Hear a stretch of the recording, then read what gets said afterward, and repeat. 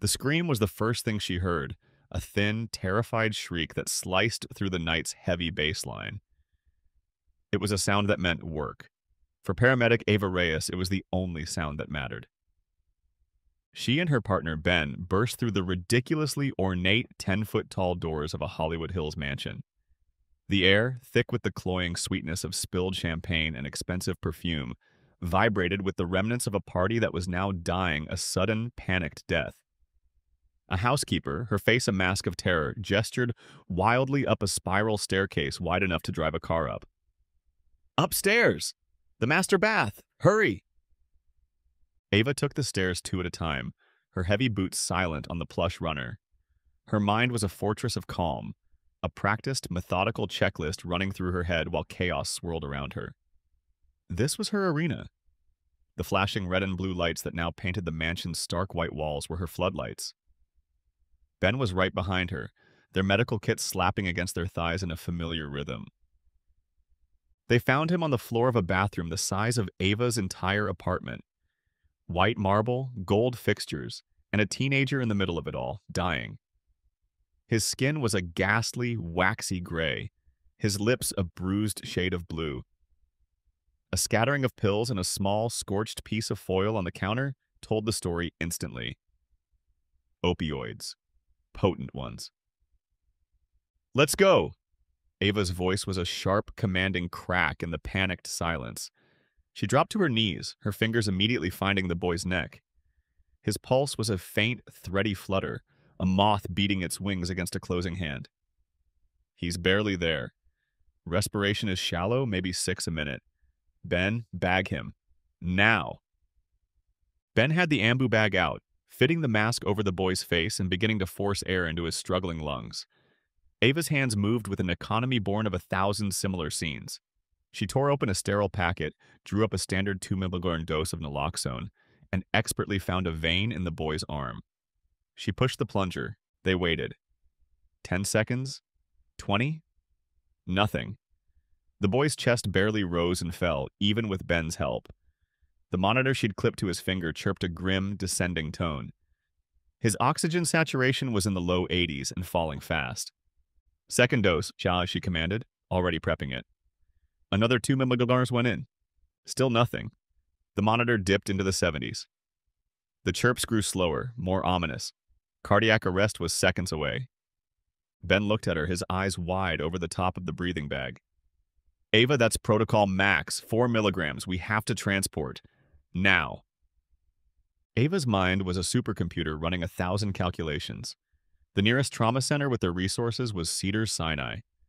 On a Friday night with traffic, that was a 15, maybe 20-minute ride. This kid didn't have 20 minutes. He didn't have 5, he had seconds. The rulebook was clear, but the boy in front of her was dying, and the rulebook was not in the room. "He's not going to make it, Ben." "It's not our call to make anymore," Ben insisted, his voice tight with stress. "The rules are there for a reason." "So is my judgment," she shot back, making a decision that would cleave her life in two. She ripped open 2 more naloxone kits, her movements fierce. "Ava, no, that's 8 milligrams. We'll be crucified." She ignored him. The first new dose went into the boy's thigh muscle for faster absorption. Then the second, a massive, unheard-of dose. A gamble with her career on one side of the table and a boy's life on the other. For Ava, it wasn't a gamble at all. For a long, terrifying moment, the only sounds were the soft whoosh of the ambu bag and the death-rattle beep of the monitor. The boy remained terrifyingly still. Ben looked at her, his face a mixture of fear and accusation. "You've gone too far." And then it happened. A sound like a car engine refusing to turn over, a wet, guttural gasp. The boy's body convulsed, arching off the cold marble. He took another ragged, violent breath and then another. Color, vibrant and life-giving, flooded his face like a sunrise. The monitor shrieked as his oxygen levels shot up past 90. His eyes fluttered open, confused and wild. He was alive. Relief, pure and potent, washed over Ava. It was a feeling she chased, the only drug she needed. She had stared death in the face and made it blink. As they were loading the now stabilized but disoriented boy onto the gurney, Two LAPD uniforms appeared in the doorway, followed by a man in a rumpled suit who radiated an air of tired authority. Detective Miller. He took in the scene, his eyes lingering on the 4 used naloxone syringes Ava had neatly placed back in her kit for disposal. 4 doses? He asked, his tone flat, devoid of admiration. That's double the departmental limit for field administration, isn't it? Ava, still running on adrenaline, looked up. His SAT levels were in the 70s and he was unresponsive to the initial 4 milligrams. It was a necessary intervention to prevent cardiac arrest. Miller just made a small, non-committal noise, scribbling in a little notepad. Uh-huh. A necessary intervention. You be sure to put that in your report. She didn't know it then, but the first stone had just been cast. The story of what happened in that bathroom was already being written, and she was not the one holding the pen. The next morning, the LA sun felt different. In her small, tidy apartment in Koreatown, the light seemed gentler, a world away from the harsh strobes and cold marble of the night before. This was her sanctuary. Everything had its place. The worn but beloved armchair, the stack of advanced medical textbooks on her small desk, the photos of her late parents on the wall, their smiles a constant, quiet encouragement. After a long shower that failed to wash away the bone-deep exhaustion, Ava went through her post-shift ritual. She took the crumpled $50 bill she'd earned in overtime pay and smoothed it out on the kitchen counter. Then, with a reverence reserved for holy objects, she opened a large coffee can on the shelf. The label, written in her neat, precise handwriting, read, House Fund. She rolled up the bill and slid it inside, the soft clink of it joining the others a satisfying sound. It was the sound of progress, the sound of a dream getting closer. She opened her laptop. The webpage was already bookmarked, a small 2-bedroom bungalow in the valley with a tiny yard and a lemon tree. It was nothing to the moguls in the hills, but to Ava, it was everything. It was stability. It was a place to plant roots after a life spent in apartments. It was a home. She clicked over to her online banking portal. A small green bar graph showed her savings. She'd finally hit the 20% mark for the down payment. A rare, unburdened smile spread across her face. It felt real. After years of double shifts, of living frugally, of pouring every spare dollar into that can, she was on the verge of making it happen. For a brief, perfect moment, her future felt as bright and clear as the California sky. The illusion shattered around noon. She was at the station, filling out the mountain of paperwork from the previous night's call, when Ben approached her, holding out his phone. His face was pale, and the headline was from a trashy online tabloid called LA Exposed, plastered over a grainy photo of the mansion. Producer Marcus Thorne's son in mystery overdose scare. Ava's blood ran cold. Marcus Thorne. Not just a producer, but the producer. A kingmaker. A man whose name was synonymous with Hollywood power. A titan, known for his blockbuster films and his notoriously short temper. She had just saved the life of a prince of this town. The dread was a physical thing, a cold knot in her stomach. Before she could fully process it, the station intercom crackled. Reyes, Captain Davis wants to see you in his office. Captain Davis was a good man, a veteran paramedic who had seen it all. But when Ava walked into his office, he wouldn't meet her eyes. He was studying a spot on the wall with intense interest. Ava, he began, his voice heavy, got some calls this morning.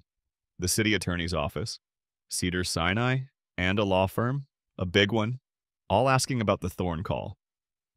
He finally looked at her, his expression pained. They're questioning your conduct, the dosage specifically.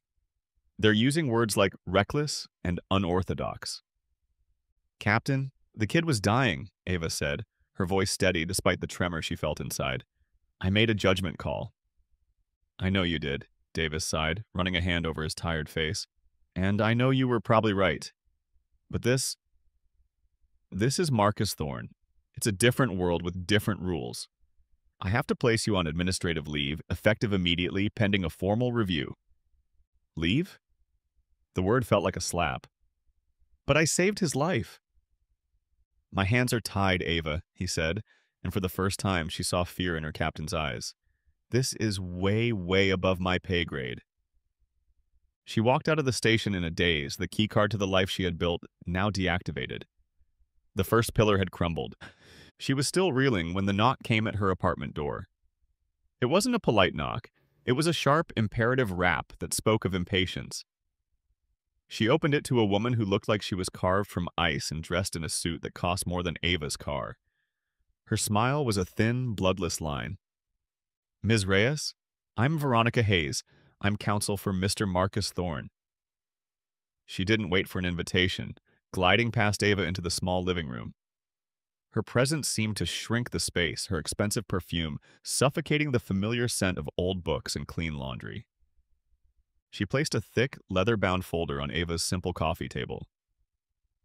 "Mr. Thorne appreciates your efforts last night," she began, her voice smooth as silk and just as cold. "However, your reckless and unorthodox methods have created a rather delicate situation." Ava stared at her, speechless.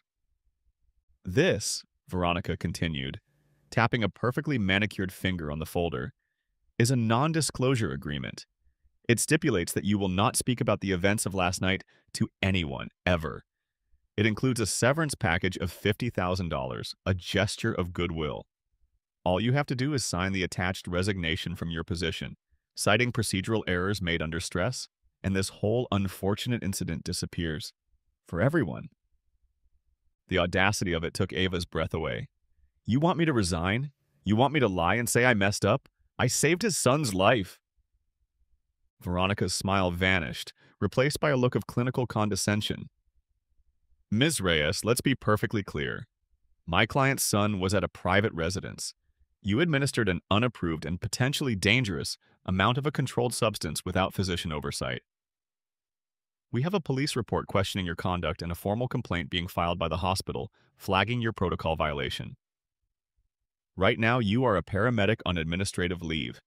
If you do not sign this, you will be a disgraced civilian, facing a civil lawsuit for endangerment and a criminal investigation that will ensure you never work in any medical field again." She pushed the folder closer. $50,000 is a gift. It's the cost of making a problem go away. You should take it. Ava looked at the folder, then at the coffee can on her shelf.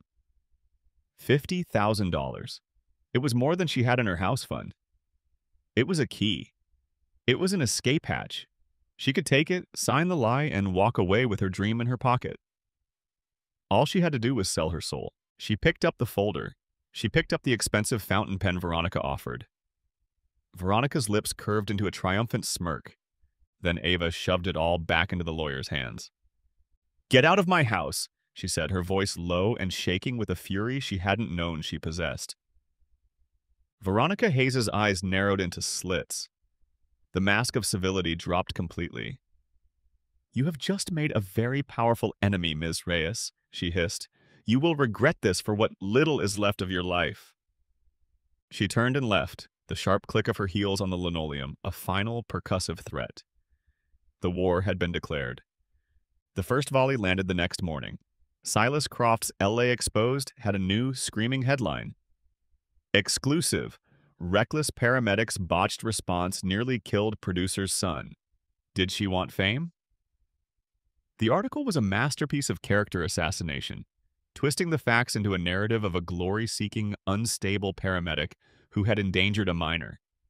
It included an anonymous quote from a hospital insider, no doubt the compromised Dr. Jennings, expressing deep concern over the paramedic's erratic field conduct. The official blows followed in quick succession. A certified letter from the Paramedic Licensing Board arrived. License suspended, pending a hearing. A summons for a formal interview with Internal Affairs and the LAPD landed on her doormat. The interview was a nightmare. Detective Miller sat across a cold metal table, his expression bored and accusatory. "So, Ms. Reyes, you recognize the address? Knew it was a high-profile residence?" "No," she stated truthfully. "But you decided to ignore years of training and protocol anyway? Just had a hunch?" he sneered. His vitals were crashing. "I made a medical decision to save his life." "So you claim," Miller said, closing his notebook. "It looks to us like you wanted to be the hero in a big story. Looks like you got in over your head." They weren't investigating. They were building a case against her, using the bricks Marcus Thorne's money had provided. Desperate, she called Ben, the one person who had been there, who saw it all. His voice was distant, nervous. "Ava, listen. I'm sorry, my union rep, he told me to stick strictly to the facts in my report. And the fact is, you went against protocol. I can't get involved. I've got a family, a mortgage." The unspoken words hung in the air, and Marcus Thorne can take it all away. The final pillar of her life collapsed a week later.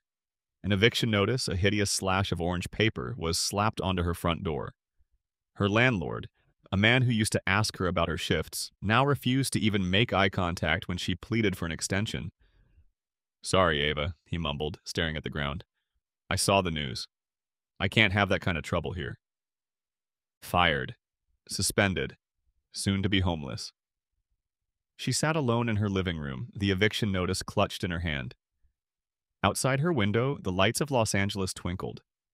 A vast, indifferent ocean of dreams. Her own had just been extinguished. She had lost everything, all for the unforgivable crime of doing the right thing. The smell was the worst part. A noxious cocktail of stale cigarette smoke, bleach, and something vaguely like despair. It clung to the thin sheets, the threadbare carpet, and the very air of the weekly rate motel room that was now Ava's home. The Starlight Inn was on a forgotten stretch of Sepulveda Boulevard, a place where the stars were just flickering neon signs promising cheap rates and no questions. Weeks had bled into a month. She had sold her reliable sedan for cash, sold her television, sold the armchair her father had loved. Her world had shrunk to the size of this squalid room. The house fund was long gone, bled dry by the first month's rent here, by cheap food, by the dregs of a life that was unraveling. She spent her days in a humiliating cycle of rejection. She applied for a job as a waitress.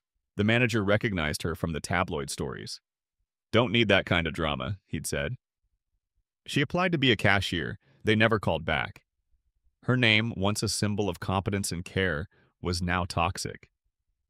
Silas Croft made sure of it, posting occasional updates on his site about the disgraced paramedic, keeping the wound fresh. Her court-appointed public defender, a young man with tired eyes and a stack of files threatening to avalanche off his desk, was blunt. "Look, Ms. Reyes, Thorne's legal team is an army of sharks. They'll bury us in motions and bankrupt you in the process. They're offering a plea deal. Plead no contest to reckless endangerment. You get probation, no jail time, and this all goes away. Honestly, it's your best shot." To plead no contest was to admit guilt without saying the words. It was to validate their lies. "I won't do it," she said, her voice hollow. The lawyer just sighed, already reaching for the next file. Meanwhile, in a sterile, sun-drenched facility in Malibu that called itself a wellness retreat, Ethan Thorne was living in his own prison. It was a gilded cage of organic meals, forced meditation, and group therapy sessions where he was the only one not a C-list celebrity. He had no phone, no internet, no contact with the outside world. His father visited once. Marcus Thorne strode into the serene garden, looking out of place in his sharp Italian suit, his presence sucking the warmth from the air. "Dad," Ethan began, his voice hoarse. "That woman, the paramedic, she saved my life. What you're doing to her isn't right." Marcus cut him off with a dismissive wave of his hand. "That woman is an unstable liability who has been dealt with. Your only job is to get with the program, get clean, and follow the script I give you. When the time is right, you will make a public statement. You will say you are grateful for the swift professional care you received from the hospital. This is about protecting this family, protecting my name." Ethan stared at his father. There was no concern in his eyes, no flicker of paternal love, only cold, hard damage control. His own son's near-death experience was nothing more than a PR problem to be managed. In that moment, Ethan realized he wasn't a son. He was an asset, and a faulty one at that. The psychological warfare against Ava escalated. A black sedan began parking across the street from the Starlight Inn. It was always there, a silent black shark in the periphery. It never moved, never did anything. It just watched. It was a constant, terrifying reminder that she was not forgotten, that the monster who had ruined her life was still there, enjoying his handiwork. One evening, as she was leaving a dingy laundromat, Silas Croft materialized from the shadows, a camera flash exploding in her face, blinding her. "Is it true you have a history of insubordination at previous jobs?" he barked, shoving a microphone at her.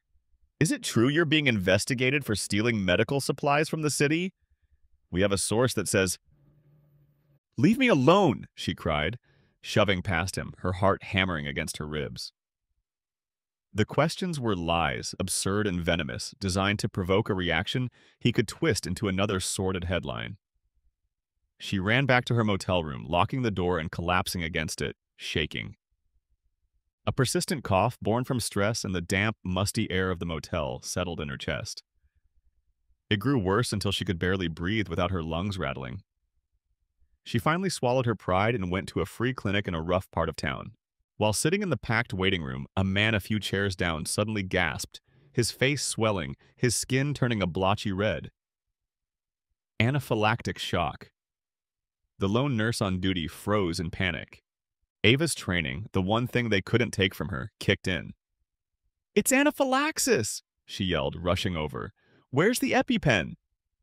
She laid the man on the floor, tilted his head back to clear his airway, and barked instructions at the stunned nurse. "Look in the crash cart, top drawer."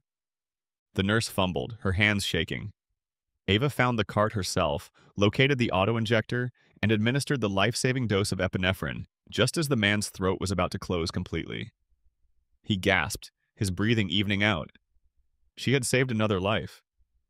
The clinic doctor, a harried man in his 50s, rushed out of an examination room. He looked from the recovering patient to Ava. A flicker of recognition crossed his face, followed by one of pure disdain. "You're Ava Reyes," he said, his voice dripping with contempt. "I saw you on the news." He straightened up, his face hardening. "I appreciate the help, but I can't have you treating patients in my clinic. You're a suspended paramedic, you're a liability. Please leave." To be punished again for the very act of saving a life. To be cast out of the one place she thought might offer her sanctuary. It was the cruelest blow of all. She walked out of the clinic, tears of rage and despair finally streaming down her face. She had truly hit bottom. In the Malibu rehab, Ethan overheard two orderlies talking by the juice bar. "Did you see that story about that paramedic chick, the one who OD'd Thorne's kid? Totally ruined. Lives in some roach motel in Van Nuys now." The words hit Ethan like a physical blow. Guilt, sharp and suffocating, consumed him. He was safe in his luxury prison while the woman who saved him was living in a hell created by his father. He knew then that his father would never stop, never admit the truth. If the truth were to come out, he would have to be the one to carry it. That night, he put his plan into action. During the nightly movie screening, he faked a seizure, creating a diversion that drew the attention of the on-duty staff. In the ensuing confusion, he slipped out a service exit he'd scouted for weeks, scaled a low wall at the back of the property, and disappeared into the coastal fog. He had only one destination in mind. There was a frantic, desperate knock on Ava's motel room door late that night. Her heart leaped into her throat. Was it the landlord? Croft? The police? She peered through the peephole and saw a pale, trembling figure soaked from the persistent drizzle. It was the boy from the mansion. It was Ethan Thorne. She opened the door. He looked smaller than she remembered, lost and scared. "I'm so sorry," he whispered, rain dripping from his hair onto the grimy carpet. "None of this is your fault. My dad, he's a monster. You saved me. I had to find you. I had to tell you." Looking at the boy she had sacrificed everything for, Ava felt something shift inside her. The numb despair that had been her constant companion for months began to recede, replaced by a flicker of the old fire. Her fight was no longer just about her own stolen life. It was about protecting this kid from the man who was supposed to protect him. "Come in," she said, her voice soft. She got him a towel and the last of her instant soup. In the bleak motel room, over a bowl of lukewarm broth, a fragile and unlikely alliance was formed. The news of Ethan's escape sent Marcus Thorne into a volcanic rage. He wasn't worried. He was furious at the sheer defiance. In his sprawling office overlooking the city, he turned to Veronica Hayes, his face a thunderous mask. "He's with her," he snarled. "The paramedic. Find them and end this. I don't care what it takes anymore." Marcus Thorne picked up the phone and called his contact at the LAPD, Detective Miller. He spun a new, venomous tale.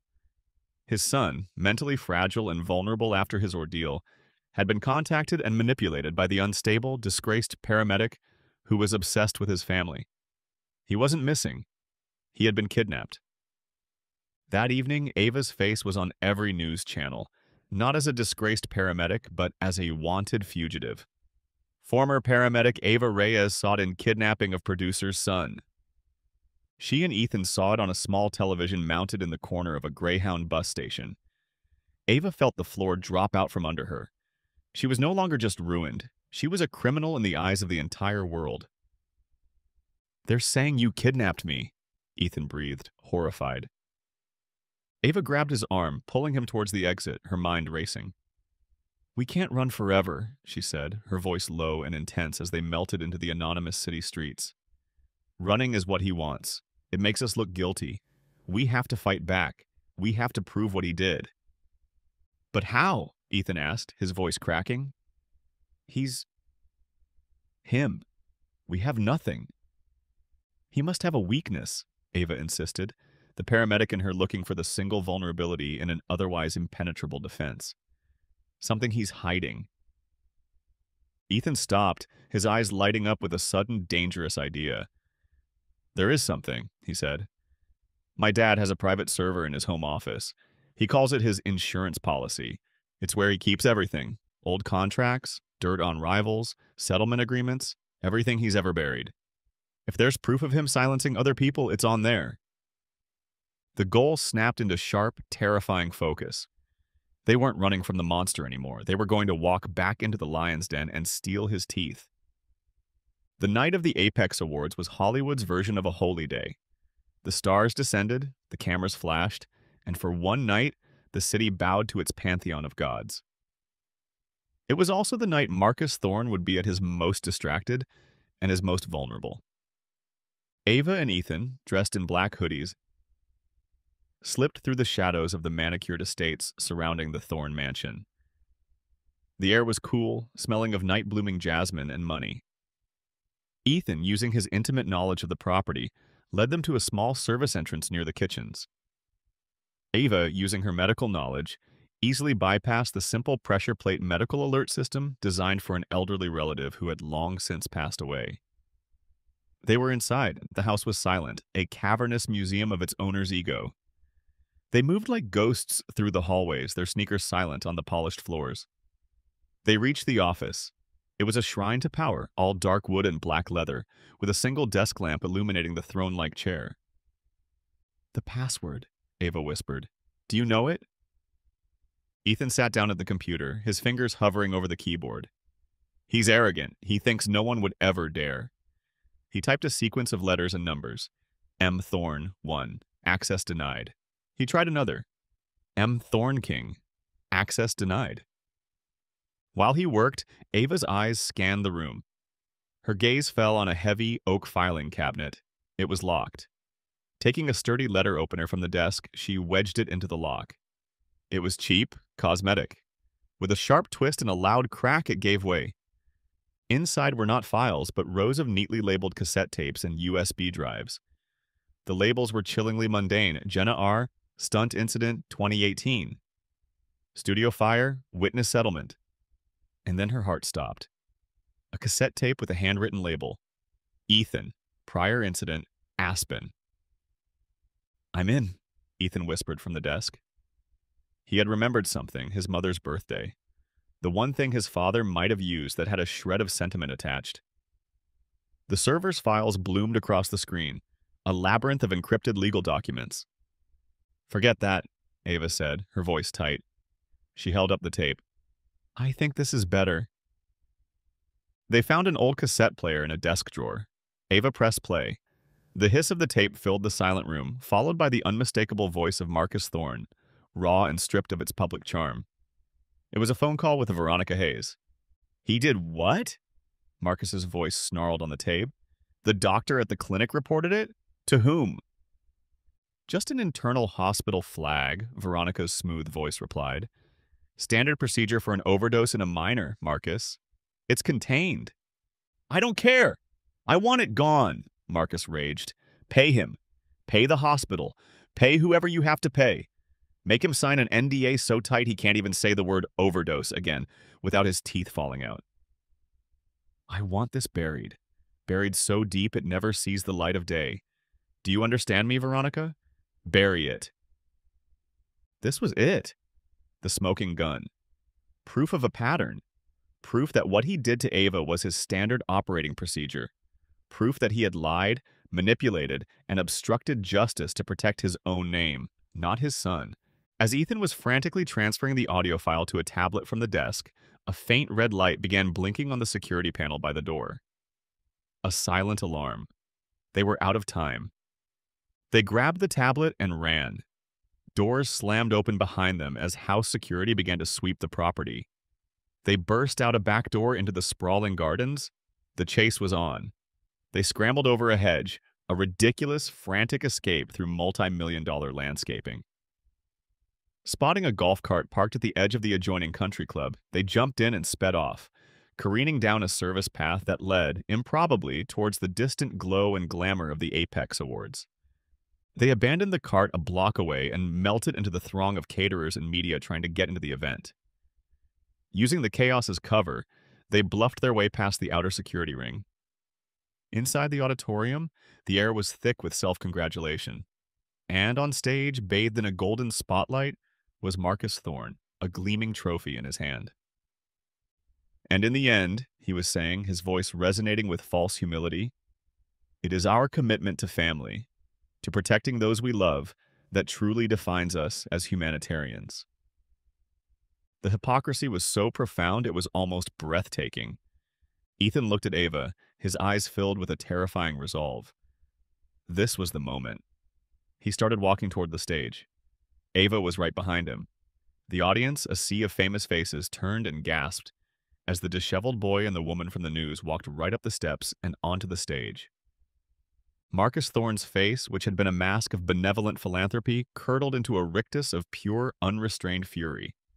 Security! He roared. But before the guards could reach them, Ethan grabbed the microphone from the podium. He's lying, Ethan said, his voice trembling, but carrying through the vast, silent hall. The live broadcast cameras, after a moment of confusion, zoomed in on him. He was on televisions across the world. This man doesn't care about family. He cares about his image. Ava, her hands steady, plugged the tablet's headphone jack into the auditorium's main audio input. He cares about burying his secrets, Ethan declared. And then she pressed play. The raw, ugly voice of Marcus Thorne exploded from the speakers, echoing through the theater. Pay him whatever he wants. Make him sign an NDA so tight he can't even say the word overdose again. Bury this. Bury it deep. A collective gasp went through the audience. The sound of a powerful man arranging a cover-up for his son's overdose in his own voice was undeniable. The public narrative, so carefully constructed by millions of dollars and a team of ruthless lawyers, shattered in a single, jaw-dropping moment. Marcus Thorne stood frozen, exposed and stripped bare in front of his peers and the entire world. A king in a glass castle that had just been reduced to dust. The fallout was a media firestorm. The Thorne tapes became an international scandal. Under the crushing weight of public outrage, the LAPD reopened Ava's case, exonerated her completely, and launched a full-scale criminal investigation into Marcus Thorne for obstruction of justice, witness tampering, and a dozen other charges. The other names on the tapes, the injured stuntwoman, the witness to the studio fire, came forward. Their own stories of intimidation and forced silence, now finding a willing audience. Marcus Thorne's empire didn't just crumble, it imploded. Ava was hailed as a hero, a David who had slain Goliath with nothing but the truth. The offers poured in. A 7-figure book deal, movie rights to her story, lucrative jobs as a private paramedic for the paranoid elite of Beverly Hills. But a few months later, Ava wasn't signing a movie contract. She was in a bustling, underserved neighborhood in East LA, a place the Apex Awards didn't even know existed. She stood in front of a dusty, vacant storefront, signing a lease.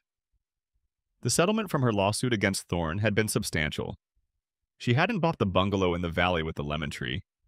Her dream had changed. A week later, a new sign was being installed over the door. It read, "The Reyes Community Health Clinic, free and low-cost urgent care." The clinic opened on a sunny Tuesday. It was bright, clean, and filled with the sounds of a community being cared for. Ava, in clean scrubs with a stethoscope around her neck, moved through the rooms with a look of tired, profound satisfaction.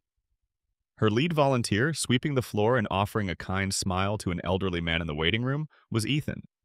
He was clean, healthy, and attending college at night. The bond they'd forged in that motel room had become a new kind of family. A young mother rushed in, her face etched with panic, holding a small child burning with fever. "Please," the woman said, tears in her eyes. "I don't have insurance. I don't know what to do." Ava knelt down, her expression softening as she looked at the child. She smiled warmly, a smile that reached her eyes. "Don't worry," she said, her voice calm and reassuring. "You're in the right place. We're here to help." She had lost everything she thought she wanted, and in its place, she had found everything she ever needed.